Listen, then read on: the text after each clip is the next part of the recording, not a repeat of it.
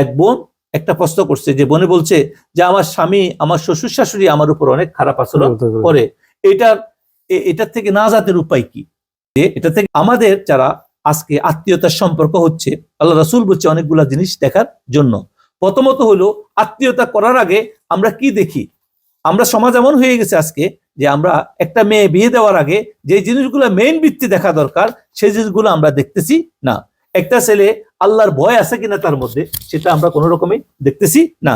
দ্বিতীয় নম্বর হলো একটা মেয়েকে বিয়ে দেওয়ার আগে তার মধ্যে ধর্মীয় জ্ঞান আমরা কতটুকু দিচ্ছি, তার পারিবারিক ট্রেডিশনাল ভাবে আল্লাহর ভয় তার মধ্যে কতটুকু আসতেছে।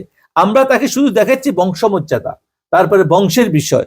এখন আমরা তাকে শুধু দেখাচ্ছি কি এটা, কিন্তু আল্লাহ রাসূল সাল্লাল্লাহু আলাইহি ওয়াসাল্লাম বলছে যে যার মধ্যে কয়েকটা গুণ থাকতে হবে। প্রথমত কি?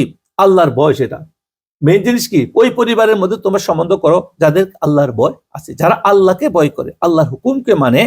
এই সমস্ত পরিবার, এই সমস্ত স্বামী কখনো শয়তানের দোকায় পড়ি এমন কোনো আচরণ করবে না যার জন্য তাকে আল্লাহর দরবারে হাজির হইয়া জবাবদিহি করতে হবে। এই জন্য আমাদের কিছু জিনিস আমরা বুঝতে হবে।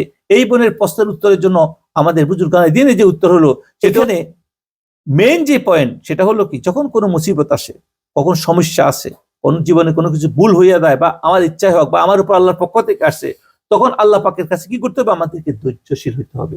এটা কেন আসছে, আমার সাথে এরকম কেন হচ্ছে, এই বিষয়ে আমাকে একটু ভাবা উচিত। কারণ আল্লাহ পাক যদি আমার খুশি থাকতো, রাজি থাকতো, তাহলে আল্লাহ পাক যাদের উপর খুশি থাকে তাদেরকে দুইভাবে পরীক্ষা করে। আল্লাহ পাক নিজে বলতেছে যে দুইভাবে তাদেরকে কি পরীক্ষা করে। আল্লাহ পাক তাদেরকে তো অবশ্যই, আল্লাহ পাক তাদের জন্য কি, তাদের কোনো ভয় নাই, তাদের কোনো চিন্তা নাই, সেটা বলতেছে। এখন আরেকটা হইলো কি, আল্লাহ পাক তাদেরকে আরো বেশি খাঁটি করার জন্য তাদেরকে আরো পরীক্ষা করে।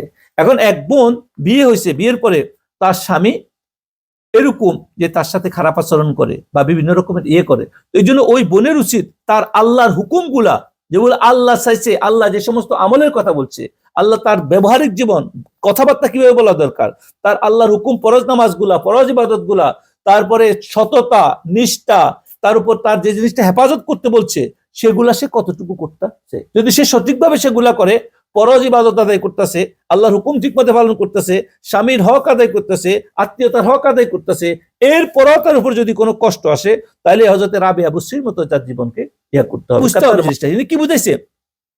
ওনারা নিজের দোষটাকে দেখছে, শুধু অন্যের কোনো দোষকে দেখে নাই।